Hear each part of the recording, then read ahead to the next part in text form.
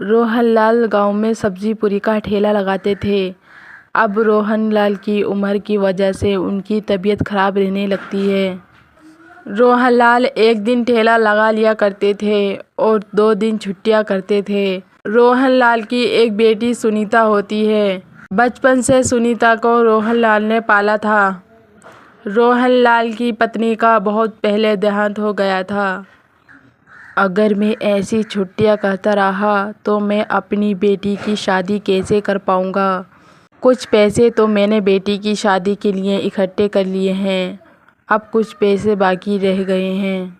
अब मैं बीमार रहता हूँ, यही सोच रहा हूँ अपनी बेटी के हाथ पीले कर दूँ। बेटी अपने घर की हो जाएगी तो फिर मैं आराम से मर सकूँगा। बस मुझे सुनीता की ही चिंता रहती है। अगर मुझे कुछ हो गया तो सुनीता अकेली रह जाएगी।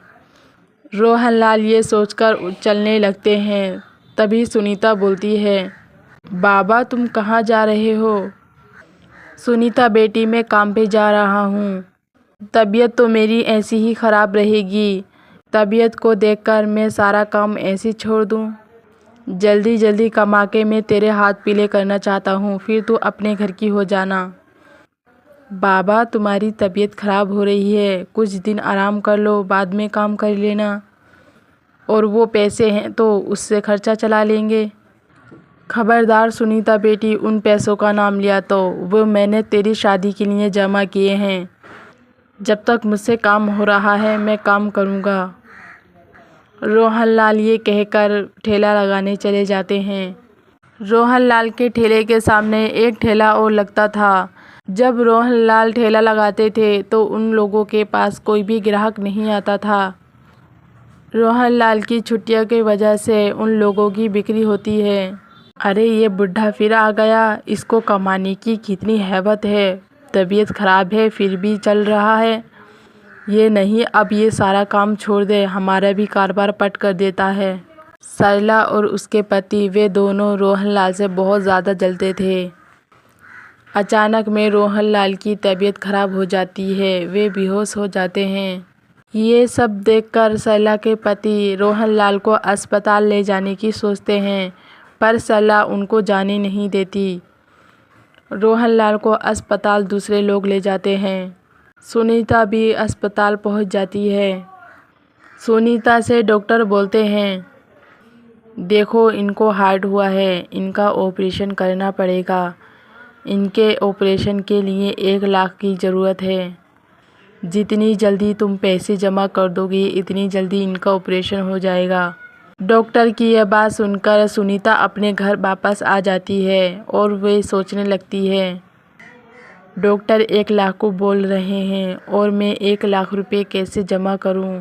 जो बाबा ने मेरी शादी के लिए पैसे जमा किए हैं, अगर वो पैसे ले लिए तो बाबा गुस्सा करेंगे।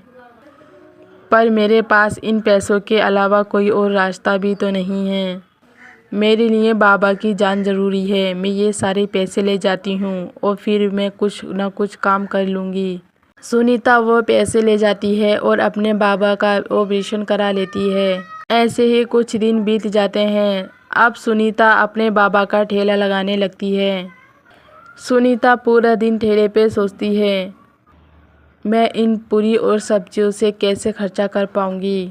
मुझे कुछ अलग करना होगा।